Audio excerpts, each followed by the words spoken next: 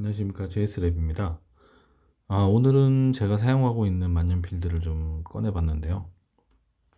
이런저런 얘기를 한번 좀 해보도록 하겠습니다. 우선 저는 피스톤 필러 만년필은 3개, 그리고 컨버터 방식의 만년필은 2개를 가지고 있습니다. 먼저 이 프리미어 같은 경우에는 제가 직장을 이직할 때 동료들이 기념으로 선물을 해준 만년필입니다. 그땐 이게 이제 구형 프리미어여서 이게 슬립온 방식이었는데, 제가 요거는 이제 이 클립 고장으로 인해서 AS를 맡기면서 AS 부품이 없어서 교환을 받게 된 이제 그런 제품입니다.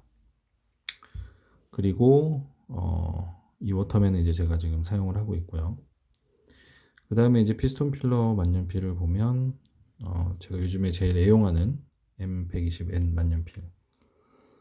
펠리칸의 만년필은 참 흐름이 좋은 것 같습니다. 흐름이 좋고 EF 촉인데도 F 촉 같이 나오는, F 촉은 또 EF 촉하고 같고, 그래서 EF와 F의 경계가 모호한 이제 그런 만년필인데, 하여튼 그 필기할 때 흐름이 좋으면 굉장히 만년필을 쓰는 맛이 나거든요. 약간 종이를 촉촉하게 적셔가면서 필기하는 느낌이 좋아서 요즘에 많이 사용을 하고 있습니다. 또 작고 가볍기도 하고요.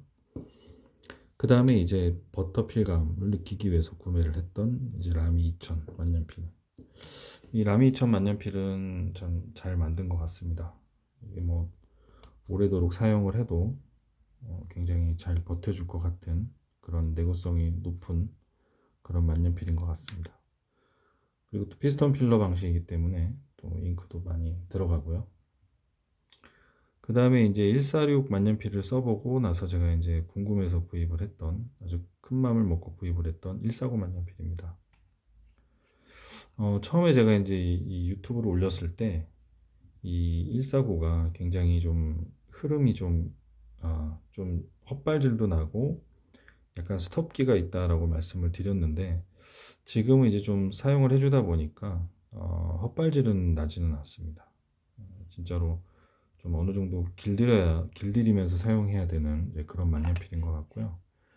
그리고 이 팁 자체가 이제 약간 사각형으로 이렇게 둥근, 왼쪽 오른쪽이 팁이 둥글지가 않고 약간 이렇게 사각 형태로 되어 있다 보니까 가로획과 세로획이 굵기 차이가 납니다. 그래서 세로획은 좀 얇게, 가로획이 굵게, 네, 그렇게 좀 스톱기가 있는데, 뭐 그래도 실사용에는 크게 무리가 없고, 또 알파벳 같은 거 영문을 쓸 때는 좀 이쁘게 써지는 이제 그런 게 있는 것 같습니다.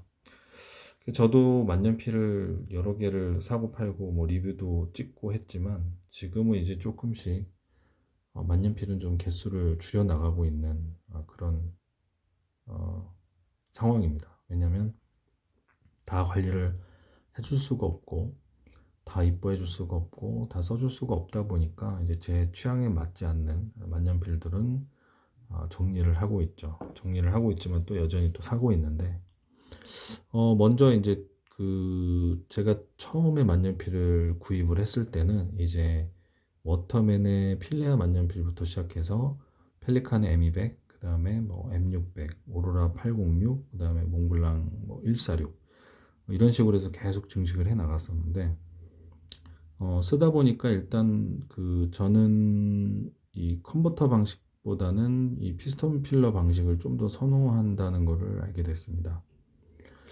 왜냐면 이제 어떤 속기, 또는 이제 저는 이제 펜으로 가끔 끄적이고 또 그림도 그리고 하는데, 그럴 경우에는 이제 이 잉크의 흐름이 끊기지 않고 또는 변동이 없이 꾸준히 나오는 이제 그런 만년필이 좋은데, 일반적으로 컨버터 방식보다는 피스톤 필러 방식이 좀 더 잉크의 흐름이 변동이 없는 것 같더라고요.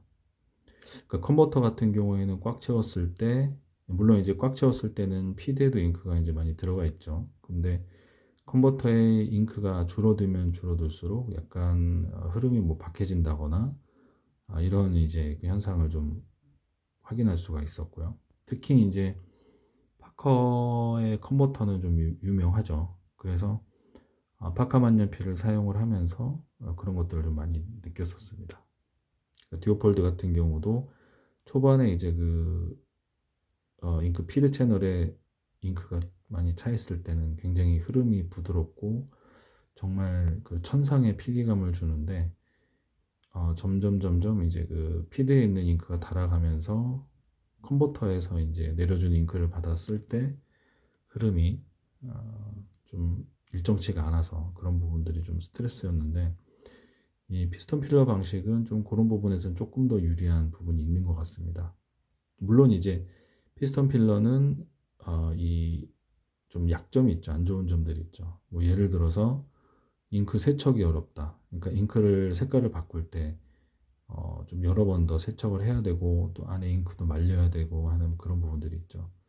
반면에 컨버터는 컨버터를 그립 섹션에서 분리해서 탁탁 털어주고 휴지로만 물기를 닦아주면 바로 다른 잉크를 또 충전할 수가 있는데, 그래서 그런 부분에서는 좀 차이가 있는 것 같습니다. 그래서 저 같은 경우는 이제 뭔가 장시간 필기하거나 뭔가 좀 오래도록 펜을 잡을 때는 피스톤 필러 쪽을 사용을 하고, 또 간단한 메모라든지 또 휴대를 하거나 이럴 때는 또 컴퓨터 방식을 쓰고 그렇게 하고 있습니다.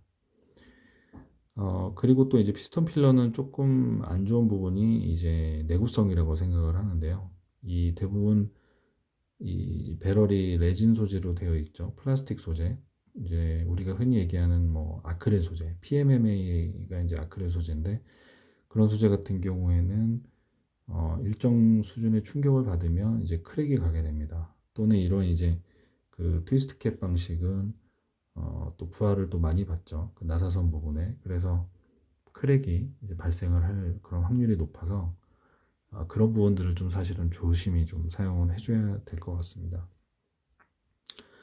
그리고 이제 컨버터 방식 같은 경우에도 슬립온 방식과 그 다음에 스크류 방식이 있는데, 이 슬립온 방식 같은 경우가 참 컨버터의 슬립온 방식이 참 휴대성이 굉장히 좋고, 그리고 뭔가 사무실에서 간단히 필기할 때는 굉장히 유용한 그런 형태인 것 같습니다. 그래서 저도 이제 이 엑스퍼트를 쓰면서 사무실에 자꾸 가져가서 쓰게 되는데, 이런 슬립온 방식도 이제 단점이 있죠. 요건 이제 뭐 컨버터나 이제 그런 피스톤 필러 같은 잉크 충전 방식이 아니라, 슬립온 방식은 이제 넣고 뺄 때 캡을 빼고 캡에 이제 수납하고 또 뺄 때 조심하지 않으면 이제 잉크가 이 슬릿 사이에서 분출하게 되는 이제 그런 현상이 있습니다.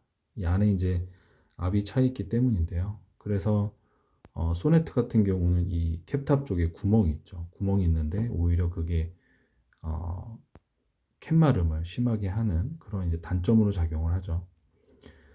그래서 이제 이 익스퍼트 같은 경우는 이제 그런 그 구멍이 없는 대신에 넣고 뺄 때 그런 압 차이 때문에 잉크가 슬릿을 통해서 나오는 현상이 생깁니다. 그래서 좀 어느 정도 사용을 하게 되면 만약에 캡을 세척을 하면 안에서 잉크가 굉장히 많이 나오거나 또는 묻어 나올 수 있는 이제 그런 상황이 돼서 가끔씩 이 캡을 좀 세척을 해줘야 되는 이제 그런 부분들이 있습니다. 네, 또 뭐가 있을까요?